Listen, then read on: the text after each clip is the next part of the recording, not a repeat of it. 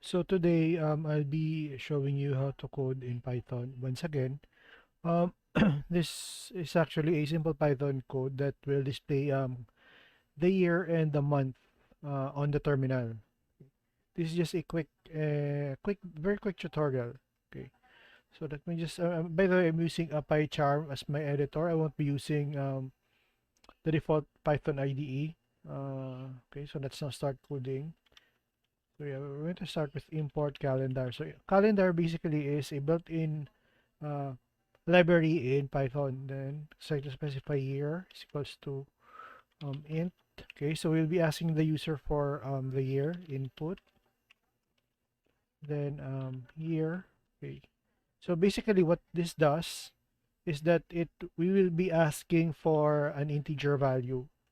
Okay, then try to put month as well. Int uh, input month. Okay.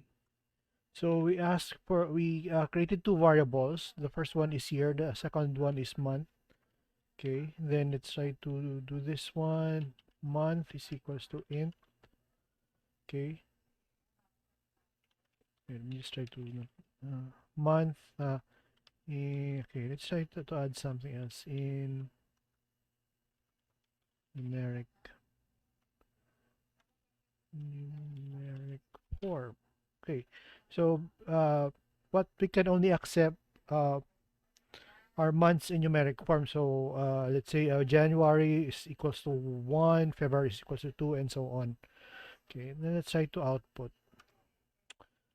Print uh, calendar dot month.